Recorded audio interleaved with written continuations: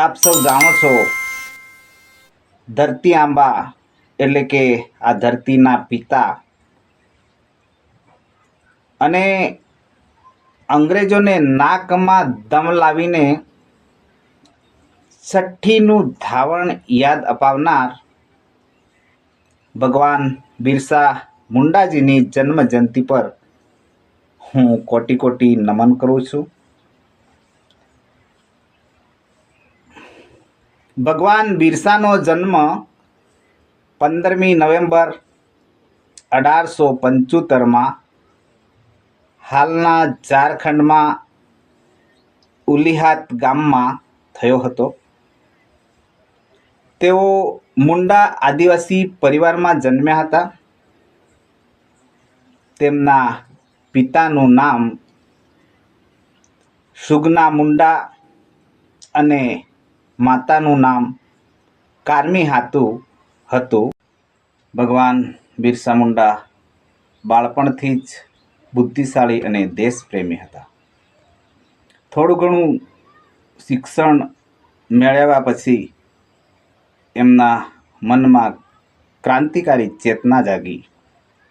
કારણ કે અંગ્રેજો આદિવાસી પ્રજાને ગુલામ બનાવી રહ્યા હતા અને આદિવાસીઓના હક અધિકાર, જળ, જંગલ અને જમીન છીનવી રહ્યા હતા.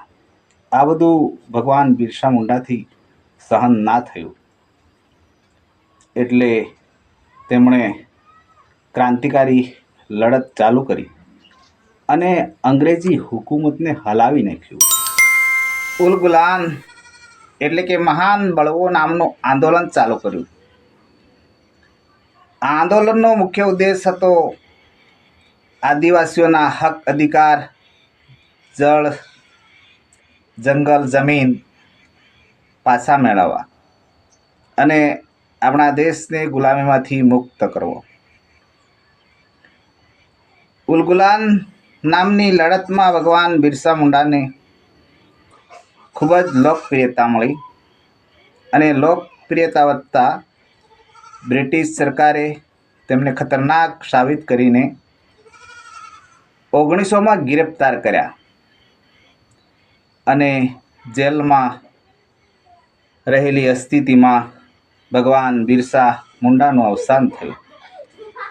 આમ 25 વર્ષની ઉંમરે ભગવાન બિરસા મુંડા શહીદ થયા. પણ તેમનું કર્મનિષ્ઠ બલિદાન, શહીદી વ્યર્થ ગઈ નથી. આજે પણ લોકોના દિલમાં જીવિત છે.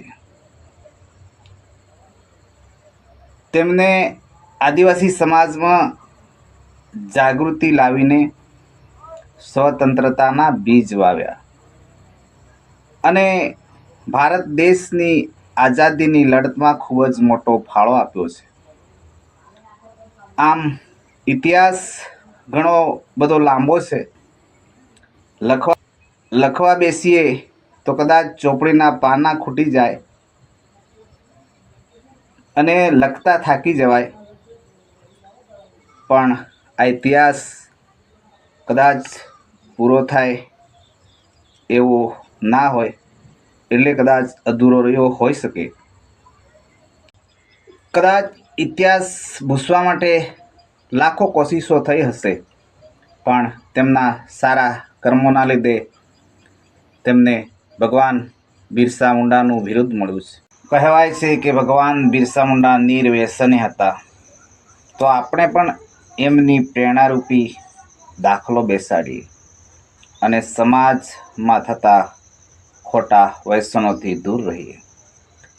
સાથે ખોટા કુરિવાજો પણ દૂર કરવાના પ્રયત્નો કરતા રહીશું. બાળકોને શિક્ષણ અપાવવું એ આપણી મુખ્ય જવાબદારી છે. તે નિભાવવી. ભગવાન બિરસાના જીવનમાંથી પ્રેરણા મળે છે કે ભલે થોડું જીવાય પણ કર્મ સારા કરવા જોઈએ. આમ ભગવાન બિરસાના જીવનમાંથી ઘણી બધી પ્રેરણા મળે છે.